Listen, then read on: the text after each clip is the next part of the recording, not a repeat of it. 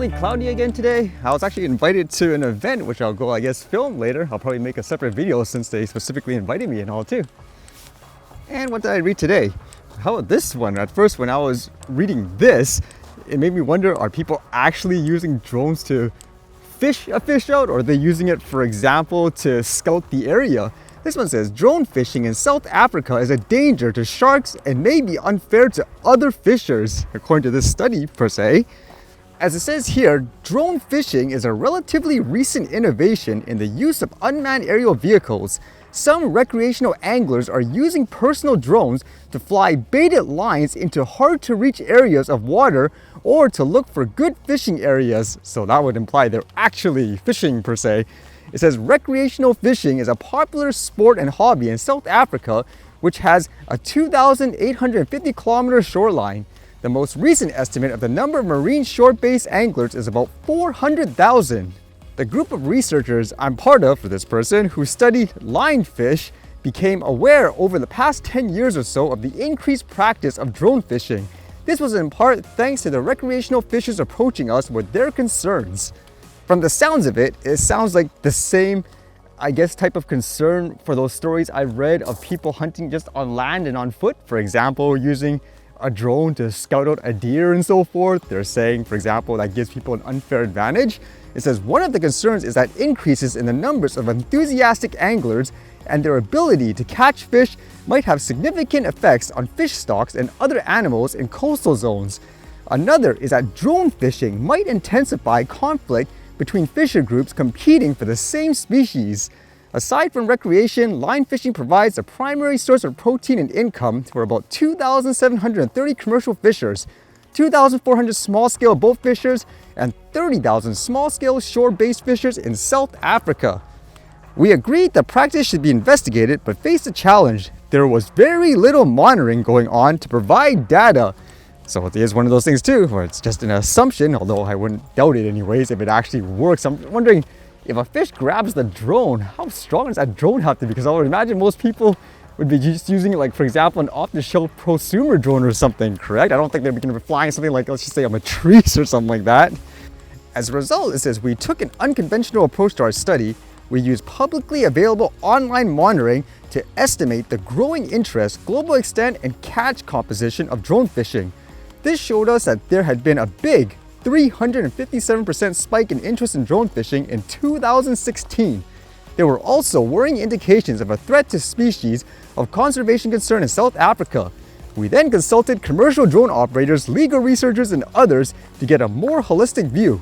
Drone fishing has economic, political, legal, ecological, and psychological implications.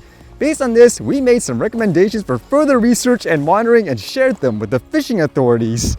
Now, because of this person's, I guess, study, by the sounds of it anyways, it says the South African Department of Forestry, Fisheries and Environment then released a public notice warning recreational anglers that the use of drones and other electronic devices is deemed illegal under the South African Marine Living Resource Acts. The fishing drone companies that had already emerged are now struggling to survive. They have taken the department to court seeking clarity on the legality of using drones in fishing. The judgment on this case, which is currently in the appeal court, will no doubt pave the way for how drone fishing is managed in South Africa in the future. So it's kind of one of those interesting topics again when it comes to things like hunting. Do you think someone should be able to use a drone as a tool to actually be able to catch whatever it is? In this case, if they're just using it for things like, for example, food and all that. At the same time, that thought of no electronic devices when you're fishing, does that include, for example, a smartphone, for example? Like you're using, let's just say, a really good camera on the phone, like something basic to keep track of where the fish is, or if I use like a thermal camera, like to see if it pops up, for example. Like obviously you wouldn't be able to go deep in the water, but would that be considered, I guess, not valid as well? And then I was reading this, which was kind of interesting, with that thought of AI and companies trying to be the first or become the biggest in terms of providing things like a ChatGPT, for example. And apparently OpenAI has suspended, it says here, TikTok, because it says their parent company, I guess, violated their terms of service.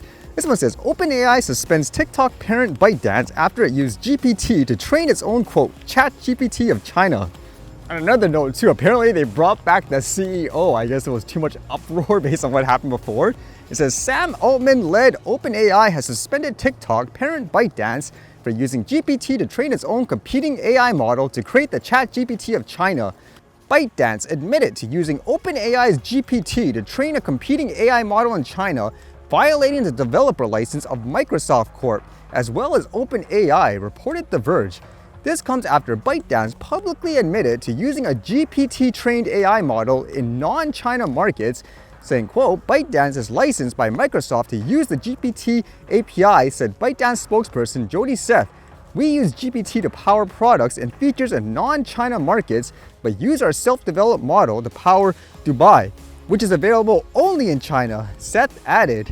This is also in violation of both Microsoft's as well as OpenAI's developer licenses, which specifically prohibit customers from doing what ByteDance has done. OpenAI has a clause that prevents licensees from using GPT output to develop any artificial intelligence models that compete with our products and services. While ByteDance's use of our API was minimal, we have suspended their account while we further investigate. If we discover that their usage doesn't follow these policies, we will ask them to make the necessary changes or terminate their account. So it's kind of interesting, as it is a really competitive market at the moment and every company wants to get ahead. Let's see what happens here, huh?